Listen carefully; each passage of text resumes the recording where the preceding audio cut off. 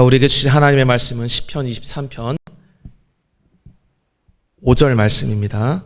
주께서 내 원수의 목전에서 내게 상을 차려주시고 기름을 내 머리에 부으셨으니 내 잔이 넘치나이다. 아멘. 지난번 우리 세겹절교회 주일 예배 나오신 모든 분들 진심으로 환영하고 축복합니다. 우리 주님께서 우리를 너무너무 사랑하십니다.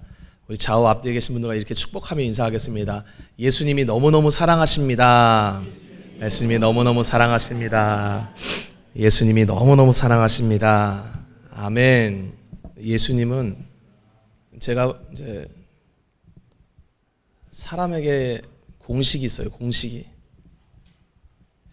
자기가 누군가를 이렇게 사랑하게 되면 그에게 뭘 이렇게 주고 싶은 것이 인간의 마음입니다. 남자가 여자를 사랑하면 선물도 주고 구애하기 위해서 온갖 것을 바치기도 하고, 또 여자도 남자한테 그렇게 합니다.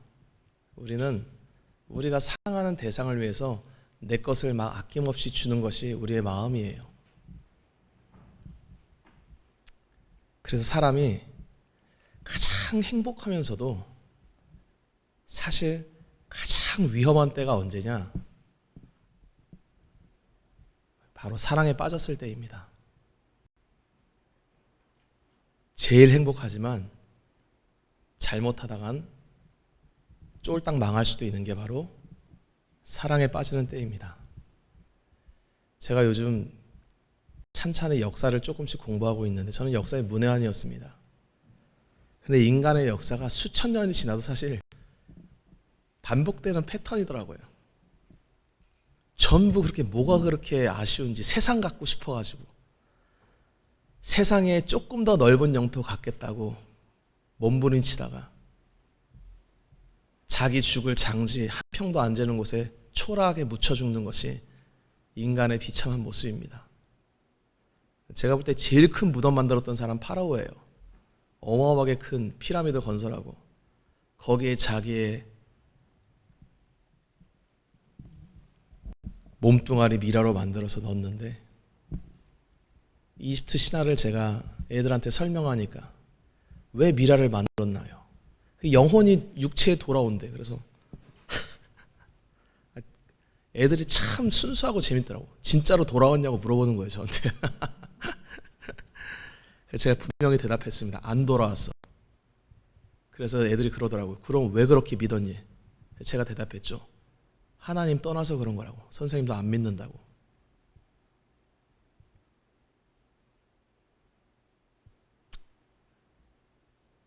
되게 많은 사람들이 자기를 신으로 추앙하고 싶어 합니다. 우리가 보통 재림예수들 막 욕하잖아요. 참고로 저희 교회에도 제가 개척한 이후에 재림예수가 한 2번 정도 전화 온 적이 있습니다. 자기 믿어야 된다고 해서. 여러분, 예수님이 재림하시는 목적을 알면 이 땅에 재림 예수가 있을 수가 없어요. 재림하는 순간 이 모든 건 끝납니다. 지금 왜 주님이 재림 안 하시냐? 언제 오실지는 몰라요. 근데 구원할 영혼이 남아있으면 주님이 재림 안 하세요. 근데 누구를 구원하실지, 누구를 계획했는지 우리는 아무도 모릅니다. 제 아들, 딸의 자식의 또 자식의 자식을 구원하기를 원한다. 그러면 걔가 태어날 때까지 역사는 계속 흘러가야 되는 거예요. 그동안 우리는 밥도 먹고 사업도 하고 직장도 다니고 결혼도 하면서 사는 거죠. 근데 이 역사가 흘러가는 목적은 우리가 하는 그 일에 있는 것이 아닙니다. 이 말이 무슨 말이냐? 저와 여러분이 하는 일은 미완성인 채로 그냥 역사가 중단되어 버려요. 예수님 딱 오신다 그러면 내가 내일 어떤 그 회사에 중요한 프로젝트가 있었는데, 우리 자식이 다다음 달에 무슨 시험 봐야 되는데, 우리 남편이 승진해야 되는데, 온갖 계획이 있을지라도 영원한 미결, 영원한 미완성인 채로 인간의 역사는 끝을 맞이하게 됩니다. 그래서 옛날에 어떤 가수가 불렀던 거예요. 인생은 미완성. 그 사람이 그걸 알고 불렀는지 모르겠지만 제가 참 좋아하는 노래였습니다. 미완성인 채로 끝나는 거예요. 우리의 인생은 다. 내가 이걸 이루어야 되는데, 뭘 해야 되는데, 하나님의 우리를 향한 목적은 따로 있습니다. 하나님의 목적이 완성되면 내가 내일 할 일을 놔두고 있다 할지라도, 계획하고 있을지라도 오늘 하나님의 목적이 완성되면 나를 데려가시는 게 하나님의 거룩하시고 선한 뜻이에요. 우리는 그거를 기본적으로 인정하고 살아가야 됩니다. 사람들이, 현대인들은 너무 내가 중요해. 내 계획이 너무 중요해. 내 뜻이 너무 중요해. 내 계획이 너무 중요해. 기도 제목이 전부 내 뜻 이루어달라는 거예요. 우리 주님께서 우리한테 기도를 사실 많이는 안 가르치셨습니다. 근데 가르쳐주신 그 기도가 주기도문인데 하나부터 열까지, 처음부터 끝까지 우리의 사사로운 뜻을 이루어달라는 기도 제목은 단 한 글자도 안 들어가 있어요. 전부 타락한 인간들이 내 왕국 세우고 싶고, 내가 권능 갖고 싶고, 내가 영광 갖고 싶어서 기도할 때 우리 멋진 주님의 기도는 나라와 권세와 영광은 영원히 아버지께 있다고 고백하면서 아멘으로 끝을 맺습니다. 그게 기독교인의 진리의 기도예요. 세상 사람들은 이해하지 못하고 따라하지 못하는 기도입니다. 우리는 이런 주님을 섬기면서 살아가는 거예요. 신앙생활이라는 것은 신주단지 대신 하나님 모셔놓고, 일본인들 집에 가면 작은 조각상들 올려놓고 여러 신을 섬긴다는데 그 중에 하나 있는 신이 어떤 신인지 아십니까? 그 많은 신 중에 십자가도 하나 있어요, 여러분. 그들도 예수 믿는다 그러면 너무 고마워해요. 지금 내 집에 100개의 신이 있는데 다다익선 아니겠느냐. 그리고 십자가도 하나 거기 갖다 놓는 거예요, 여러분. 예수님이 당신을 왜 주셨습니다. 땡큐지, 그거. 감사합니다, 감사합니다. 가서 101번째 신으로 갖다 놓는 거예요, 그 신을. 예수라는 신을. 여러분, 그 자를 보고 예수를 믿었다고 할 수 있겠습니까? 없는 거예요. 진리라는 것은 그냥 표면적으로 나 예수 믿습니다 하고 되는 것이 아닙니다. 그러니까 내가 예수 믿는다, 저는 예수를 믿습니다. 서목사는 예수님을 심지어 만났어요. 예수님의 은혜를 깊이 경험했습니다. 그럼 내 인생이 다 끝나냐? 아니요. 두렵고 떨리는 마음이 있는 거예요. 기쁨과 감사도 있지만 두렵고 떨리는 마음도 있고, 마치 표현하자면 우리가 어떤 사람과 사랑할 때 느끼는 모든 복잡한 그런 감정들을 다 느끼면서 살아가는 게 바로 신앙생활입니다. 항상 좋기만 하겠습니까? 두려움도 있고, 또 두려움만 있겠습니까? 평안함도 있고. 그러니까 구원이라는 것은 그냥 교리 몇 개의 그 개인정보 동의서에 동의하십니까? 동그라미, 동의하십니까? 동그라미 서명하고 그렇게 해서 얻는 것이 아니라 지금 내가 살아계신 예수님과 인격적인 교제, 그분을 실제로 살아계신 하나님을 만나고 경외하는 가운데 맺어지는 열매가 구원이에요. 예수님이 그러잖아요. 많은 열매를 맺는다 할 때 그 많은 열매가 어떤 그 도덕적, 윤리적인 성품에 남들에게 자랑할 수 있는 내 인생의 공로 같은 것이 아니라 그 나라에 들어갈 수 있는 의의 열매, 구원을 허락해 주신다는 것입니다. 예수님께 붙어 있으면 값없이 공짜로. 우리는 그 주님만 바라보고 있으면 돼요. 그리고 그것이 피조물인 우리가 창조된 유일한 이유입니다.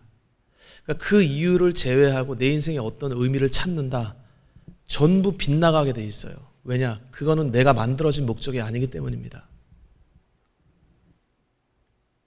인간은 하나님 사랑하라고 만들어진 존재예요. 이게 제가 지어낸 교리가 아닙니다. 성경이 처음부터 끝까지 그렇게 써져 있고 그 일관된 메시지를 창세기부터 계시록까지 하나님이 거룩한 영감받은 60여 권 성경이 전부 증거하고 있어요. 너무 계속 증거해서 지칠 정도로 많이 증거하고 있습니다. 헷갈릴 필요가 없어요. 누군가 우리한테 당신 왜 사십니까? 난 예수님 사랑하기 위해 삽니다. 그게 우리의 대답입니다. 그분이 저를 위해 죽으셨습니다. 아직도 이해가 되지 않는 미스테리한 사랑입니다.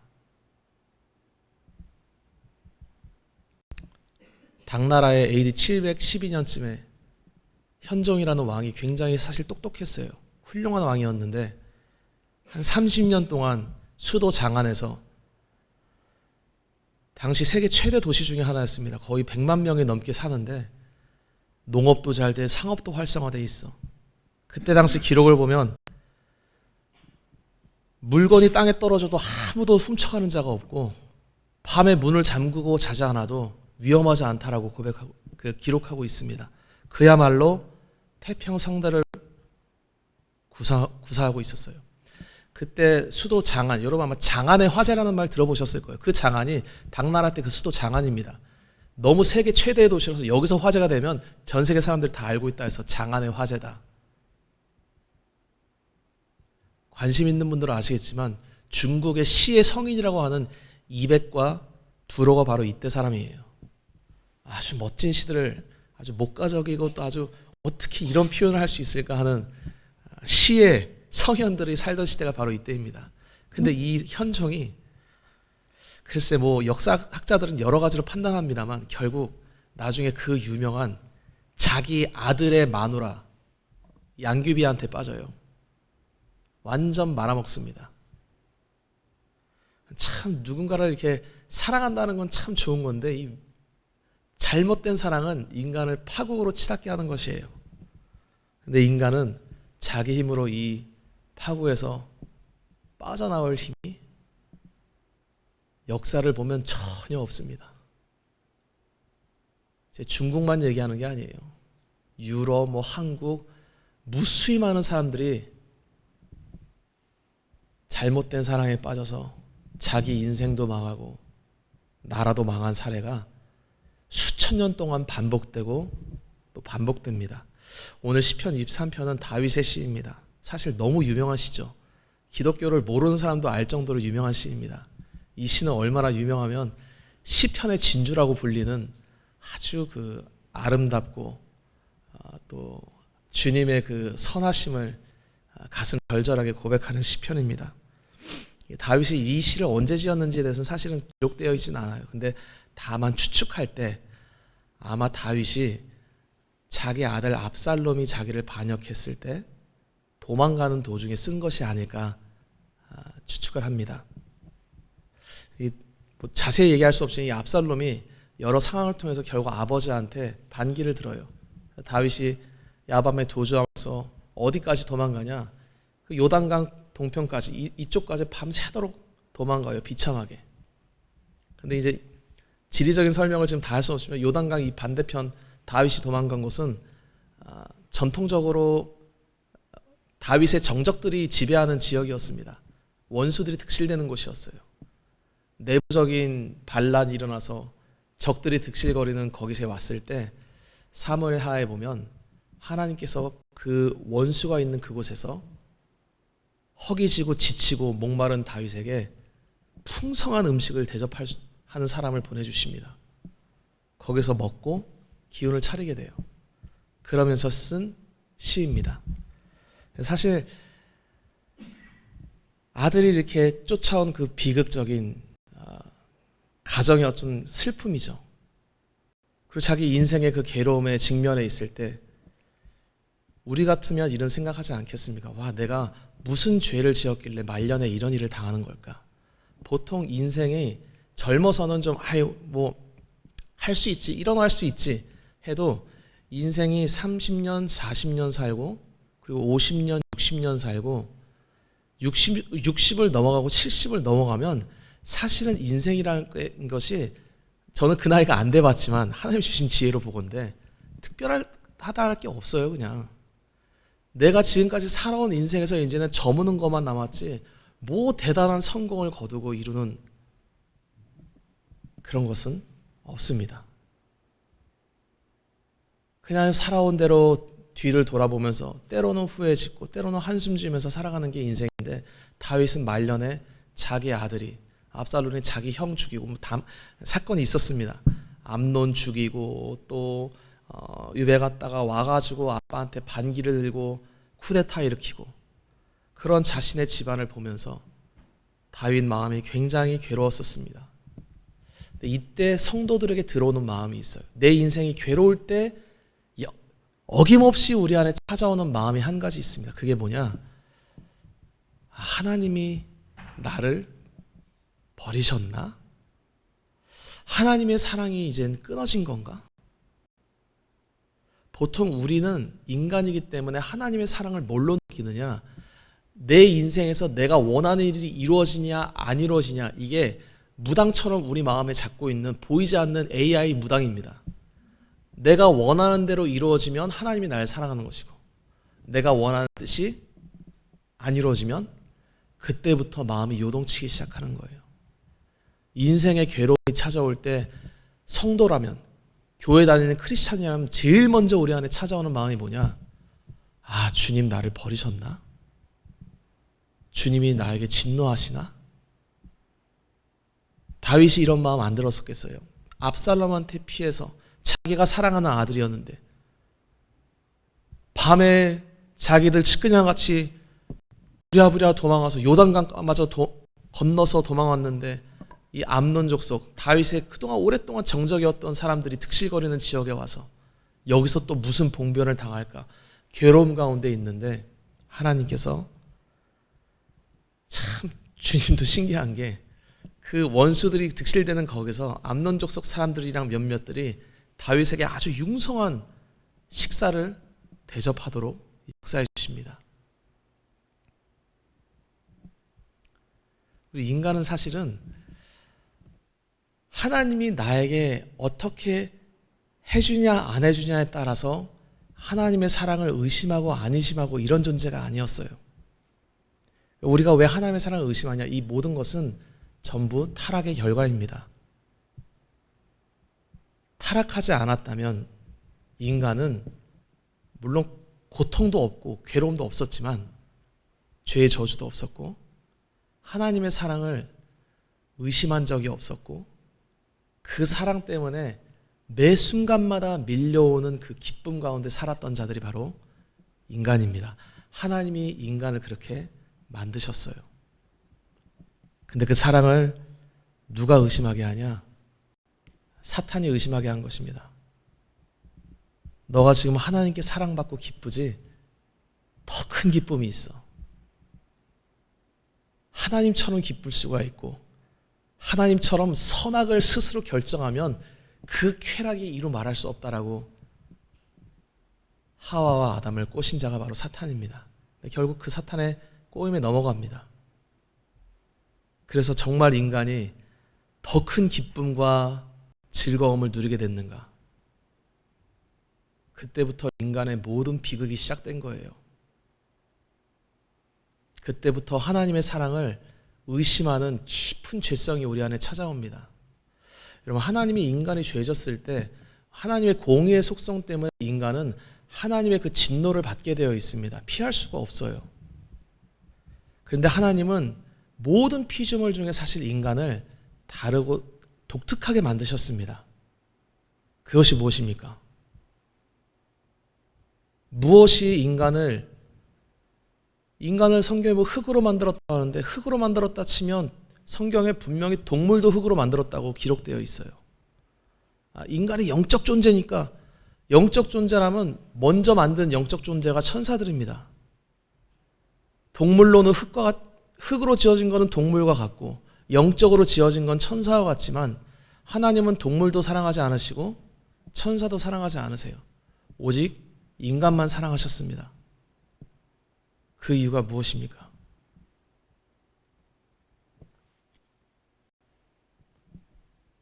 그게 바로 제가 돌멩이에 대해서 설명한 것 같네.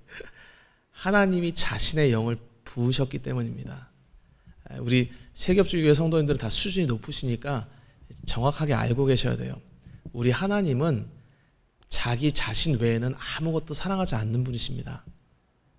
그러니까 하나님은 삼위 하나님은 셋이서 영원토록 사랑하시고 이 셋이 하나 되려는 속성을 갖고 있어요. 원래 사랑이라는 게 하나 되려는 속성을 갖고 있는 게 사랑입니다. 엉키려는 게 사랑의 속성이에요. 이 삼위의 하나님이 일체의 하나님이십니다. 이 하나님의 가장 근본된 속성을 갖고 스스로 만족하시고 스스로 자족하신 분이 아무 원인 없고 이유 없이 스스로 피조 세계를 만드시고 피조물 중에 한 존재를 사랑하기로 작정하셨어요. 그게 바로 인간입니다. 근데 하나님은 피조물 자체가 사랑스럽지가 않기 때문에 아주 신비롭고 인간으로서 이해할 수 없는 독특한 일을 하나 행하세요. 그게 뭐냐? 인간 안에 하나님의 영을 불어넣으시고 그 영을 가진 자를 하나님이 사랑하신 것입니다. 여러분, 하나님이 모든 인간을 사랑한다. 이 말은 엄격한 의미에서 틀린 얘기입니다. 왜냐? 하나님이 그렇게 인간 사랑했으면 왜 지옥에 보내셨겠어요? 그럼 지옥에 인간 보냈을 때 하나님이 영원토록 고통스러워하냐? 안 그러십니다. 하나님의 영이 빠진 존재, 지옥에는 딱 두 종류의 피조물이 들어갑니다. 하나는 타락한 천사, 하나는 범죄한 인간. 딱 이 두 종류가 들어가는데, 타락한 천사가, 그러니까 우리가 말하는 마귀 사탄들이죠. 지옥에 들어간다고 할 때 하나님이 막 괴로워가지고 내가 왜 만들었을까? 또 그 귀신을 따라 줄줄이 들어가고 있는 인간들을 보면서 가슴이 아프다 이러느냐? 안 그러세요. 하나님의 영원한 기쁨에 티끌만큼도 흠이 없으십니다. 그냥 하나님의 영이 없는 피조물이라는 것은 이성을 갖고 있고 감정을 갖고 있고 논리적 추론을 하고 뭐 고상한 시를 짓고 창작 활동을 해도 동물과 다를 바 없는 거예요.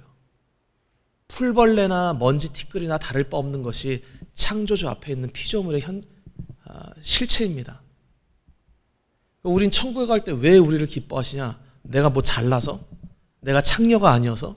내가 목회를 잘해서? 내가 무슨 사람들 앞에 추앙을 받아서? 아니에요. 하나님의 영을 받은 자가 하나님의 사랑을 유일하게 받을 수 있는 자입니다. 그 사랑이 아예 안 변해요. 영원전에 계획됐고 지금도 계속되고 앞으로도 영원토록 변함이 없습니다. 그 사랑에서 떨어진 것이 바로 인간의 타락 사건이에요. 너무너무 충격적인 사건이 벌어진 것입니다. 그때부터 인간은 자기가 기쁨을 얻기 위해 누군가를 사랑하기 위해서 애착을 가지고 하는데 온갖 뒤틀리고 아주 이상한 죄악의 현상들이 인간 사회에 나타나기 시작하는 거예요.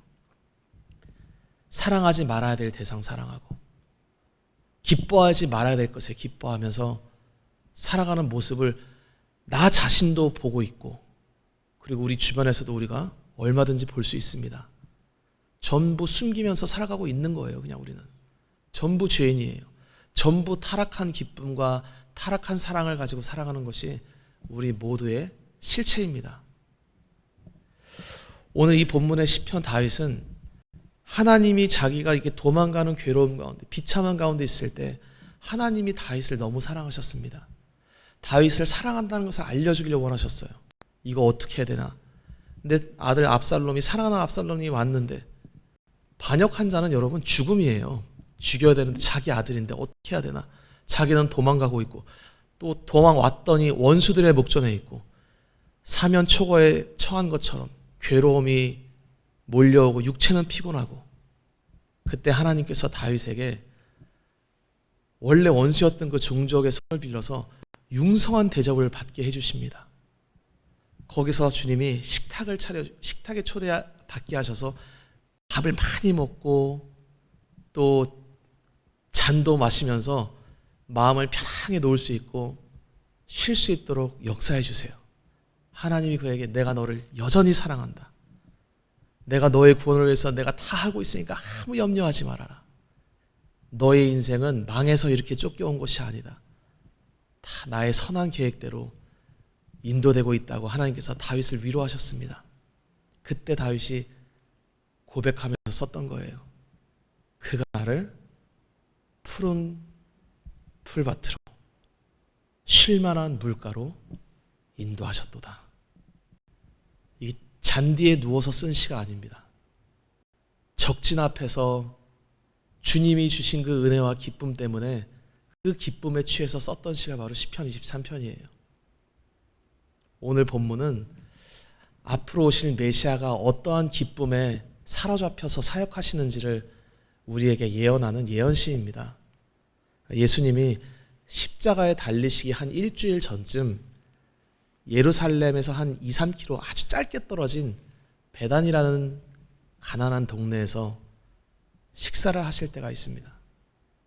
그때 나사로라는 어떤 남자의 집이었는데 그 누이였던 마리아가 예수님 식사하고 있는데 아주 비싼 향유를 갖고 와서 예수님의 머리에 이렇게 기름을 부어요.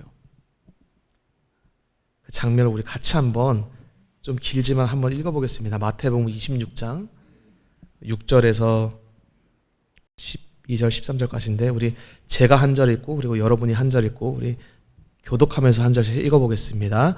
예수께서 베다니 나병 환자 시몬의 집에 계실 때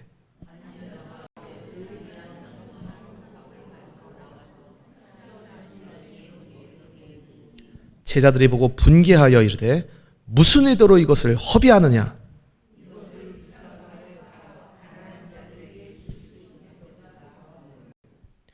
예수께서 아시고 그들에게 이르시되 너희가 어찌하여 이 여자를 괴롭게 하느냐. 그가 내게 좋은 일을 하였느니라.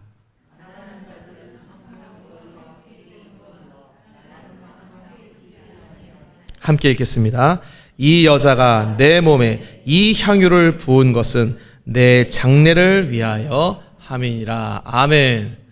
예수님께서 이제 며칠 후면 이제 유대교 지도자들에게 잡혀서 빌라도에게 팔려 죽으시는 큰 고난을 당하게 됩니다. 예수님은 다 아셨어요. 자기가 언제 죽을지. 근데 그 자기가 잡히는 그 예루살렘이라는 도시가 어디냐? 말하자면 예수님을 제일 미워했던, 예수님을 죽이고 싶어 했던 종교 지도자들이 득실득실거리는 곳이 바로 예루살렘입니다. 그 원수들이 있는 코앞에서 하나님이 불과 2-3km 떨어진 곳에 다윗에게 상을 베풀어 주신 것처럼 베다니에서 하나님이 예수님에게 잔치상을 배설해 주십니다. 그리고 그 상을 편 채로 하나님께서 마리아를 시켜서 예수님의 머리에 이렇게 기름을 부으세요. 그 기름이 무엇이었냐? 바로 우리를 위해서 죽으실 때 주님이 원래 죽을 때는 장례를 지내야 되잖아요. 근데 장례를 못 지내요. 왜 못 지내냐? 제자들이 전부 도망갑니다. 아무도 주님을 내 주인이라고 같이 죽지 않고 유다가 배신하고 11명은 전부 도망가요. 그래서 예수님이 스스로 자신의 장례를 일주일 전에 미리 기름 부으시면서 자신의 죽음을 장례를 치릅니다. 이것이 바로 시편 23편에 기록되어 있는 원수의 목전에서 기름을 바르고 기름을 부으시는 예수님의 장례의 모습이에요. 이때 예수님이 무슨 마음을 갖고 계셨을까? 제자들은 예수님이 무슨 마음을 갖고 있는지를 아무도 알지 못했습니다. 그래서 예수님한테 그 여자한테 뭐라고 얘기하냐? 뭐 이렇게 비싼 걸 깨가지고 이거 팔면 이게 얼만데? 차라리 요즘 말로 하면 불의이웃 성금에 내고 차라리 이웃 돕는 데 쓰지 왜 이 비싼 돈을 전부 깨가지고 예수님 앞에 붓느냐? 유일하게 예수님의 장례를 예비하는 하나님의 거룩한 역사 앞에 아무 제자들도 아는 자가 없었습니다.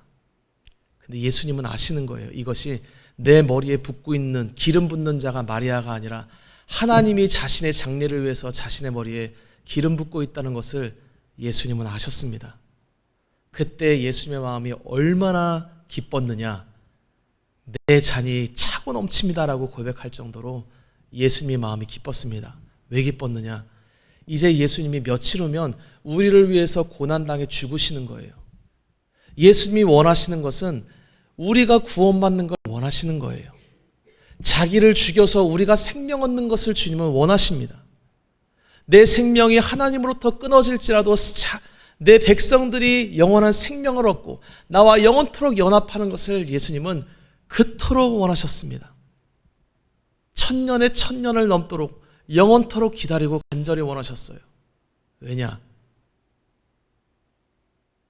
예수님이 우리를 죽기까지 사랑하셨기 때문입니다.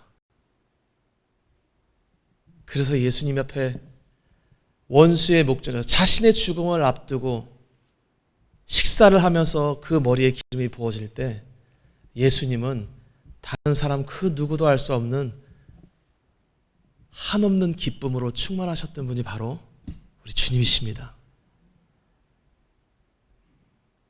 제가 좋아하는 70인역이라고 성경 번역이 여러 가지 있는데 그 중에 한 번역만이 이 기쁨을 너무 드라마틱하게 표현했기에 제가 좀 갖고 왔습니다. 우리 같이 한번 읽어보겠습니다. 시편 23편 5절입니다. 시작. 당신께서 나를 괴롭히는 자들의 목전에서 내 앞에 식탁을 차려주시고 내 머리에 기름으로 바르셨으니 당신의 잔이 최고로 취하게 하였나이다. 아멘. 다른 성경에는 다 내 잔이 넘칩니다라고 되어 있는데 사실은 똑같은 의미입니다. 잔이 넘친다는 게 그냥 포도주를 너무 많이 부어서 쏟았을 때 이런 뜻이 아니라 감격스럽습니다, 기쁩니다, 이런 어떤 시적 표현이에요. 여기서는 주님이 내게 마시라고 그 준 잔이 나를 너무너무 취하게 합니다. 이게 해롱해롱한다 이 뜻이 아니라 나를 너무 기쁘게 합니다, 이런 뜻이에요. 예수님이 지금 자신의 죽음을 앞두고 하나님에게 진노받아서 끊어질 것을 아실 때 그 기쁨으로 충만하셨던 분이 바로 우리 예수님이세요. 이 기쁨은 예수님이 우리를 사랑하시는 그 사랑에서 비롯된 것입니다. 사랑하는 성도 여러분, 예수님이 우리를 사랑하신다고 할 때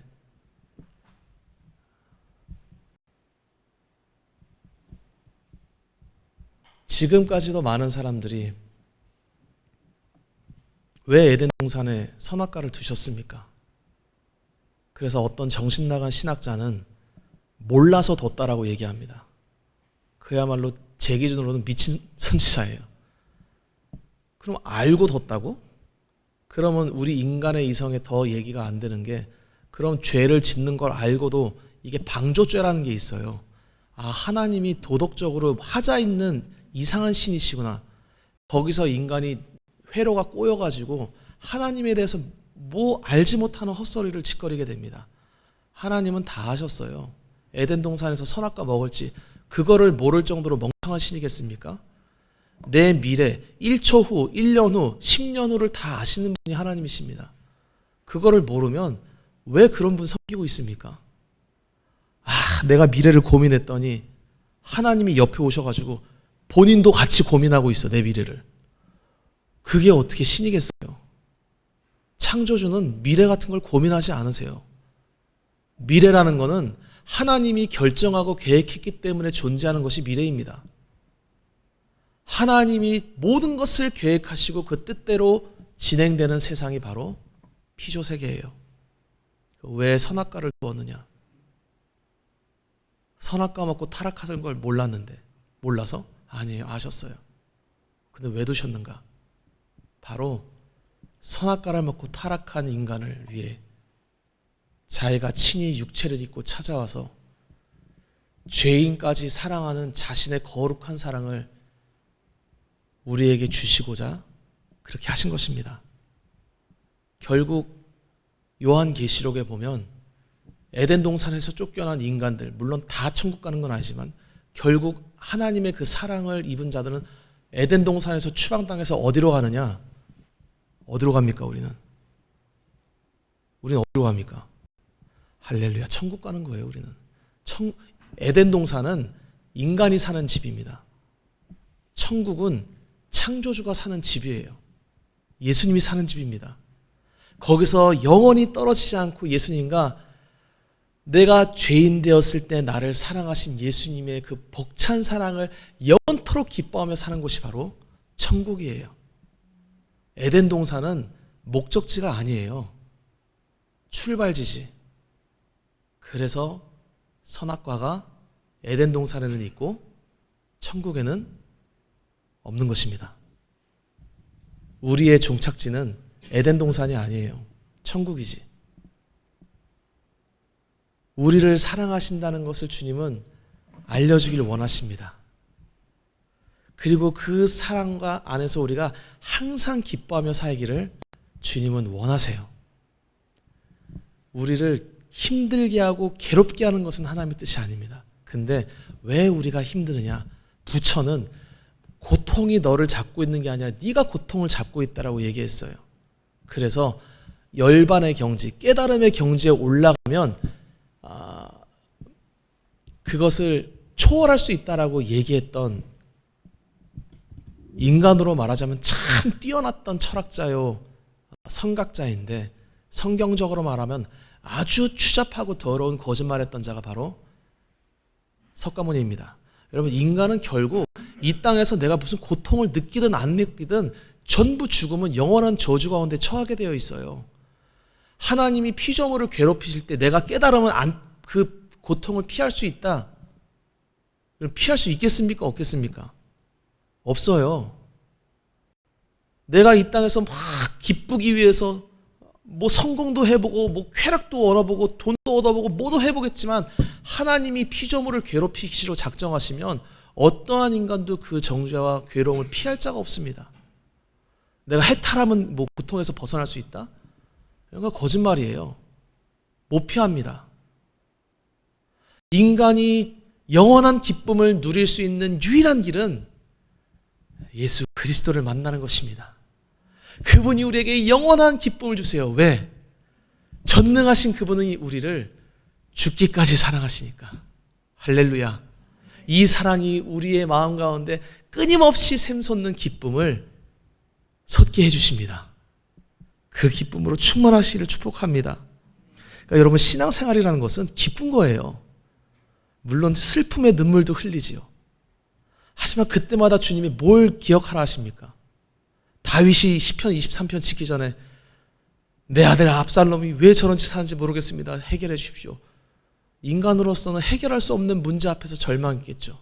하지만 주님은 내 인생에서 내가 돈이 많냐 없냐, 내 남편이 지금 뭐 승진했냐 안 했냐, 내 자식이 지금 결혼을 잘했냐, 무슨 좋은 대학 갔냐, 취직을 잘했냐, 뭐 나는 지금 건강 상태가 어떠냐, 이러나 저러냐, 온갖 문제가 있지만 그거 별로 중요한 문제 아니라고 주님 말씀하십니다. 내가 너를 사랑하지 않느냐? 내가 너를 위해서 영원한 행복을 준비하고 있지 않느냐? 내가 너를 위해 죽은 것이 감격스럽지 않느냐고 주님이 물으십니다. 저는 날마다 이 질문 앞에 직면해요. 저도 인생에서 별 보잘것없는 목사겠지만 보잘것없는 문제들로 또 고민하고 애씁니다. 근데 그런 걸로 주님 앞에서 머리 싸매고 있으면 주님이 저한테, 참 우리 주님이 멋지신 게 내가 고민하는 문제에 답 주신 적이 한 번도 없으십니다. 내가 고민할 때 주님은 제 손 잡고 나가서 내가 너를 위해 죽을 때 내가 괴로움을 당했지만 내 마음이 어땠는지 아느냐? 모르겠습니다, 주님. 그럼 주님이 말씀해 주십니다. 내가 너를 위해 죽어서 너와 함께 영원토록 사랑하며 살 것을 생각하니 그 한없는 기쁨에 내가 취해 있었노라.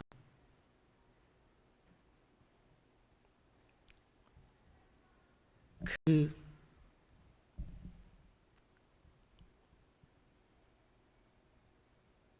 죄인을 향한 주님의 사랑이 우리의 하루를 기쁘게 하는 근원입니다.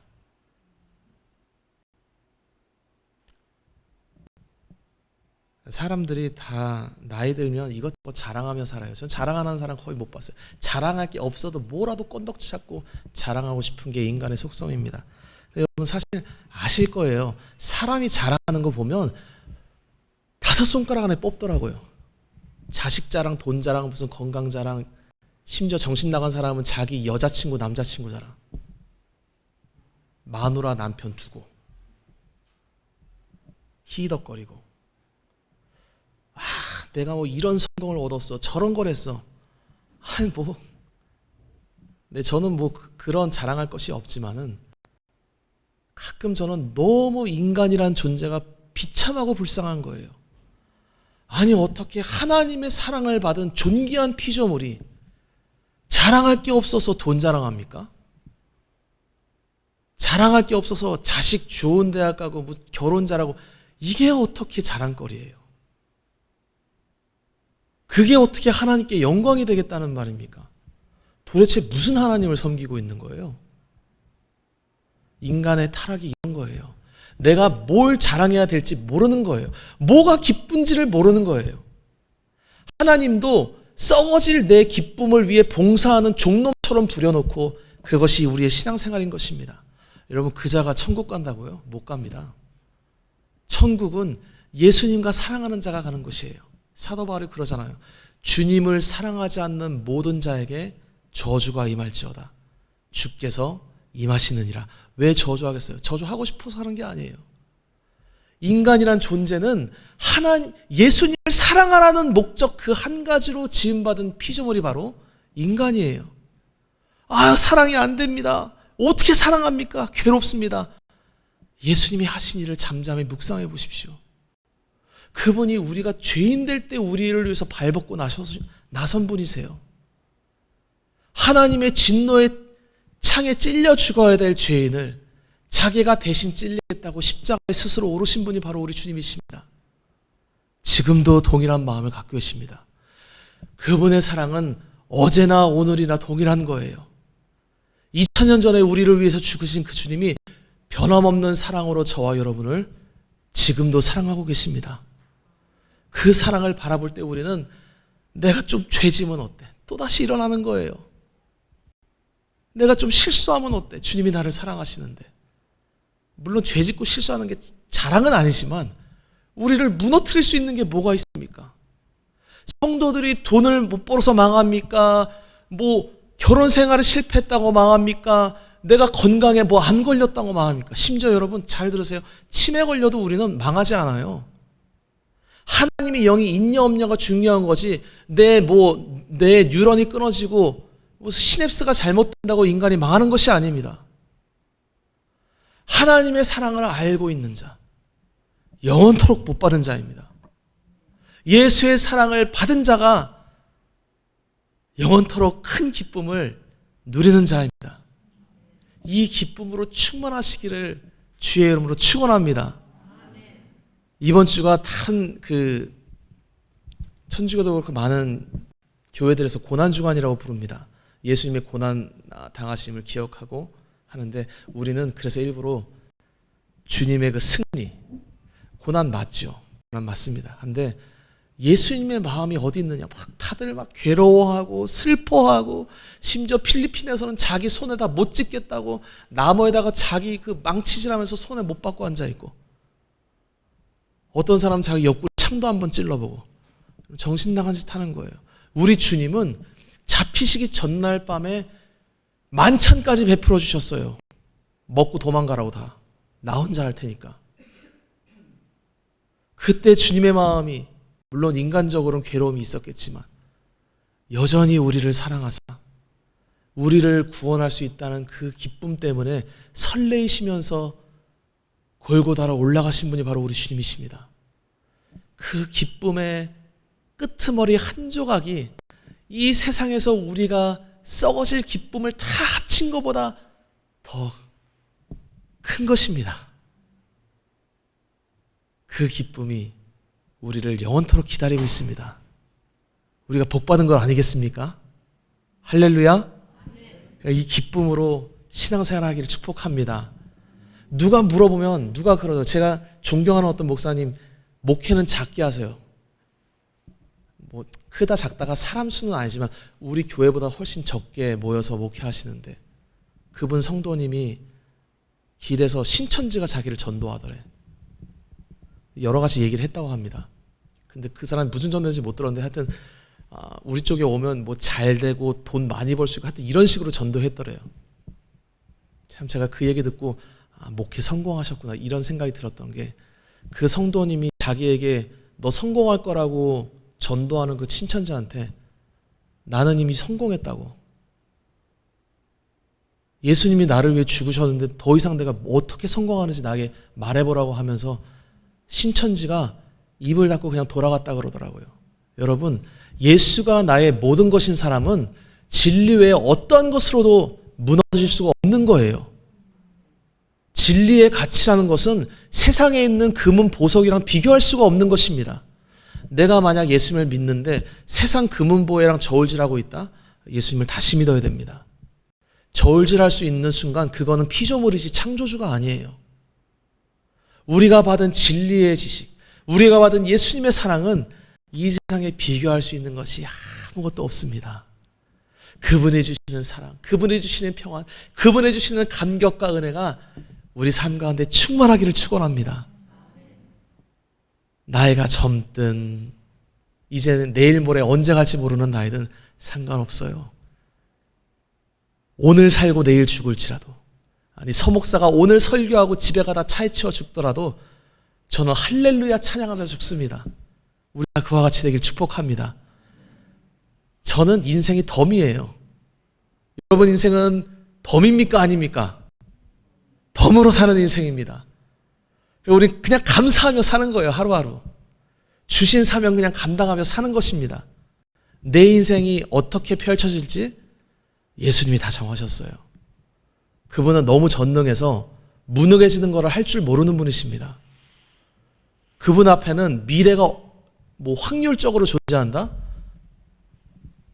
양자역학 훌륭하시긴 한데 그 코펜하겐 해석하면서 내가 관측해야 존재한다라고 자기의 인식이 곧 존재론을 결정하는 것처럼 헛소리 했더니 모든 사람이 거기에 빠져가지고 헬렐레거리고 있는데 아니에요, 여러분.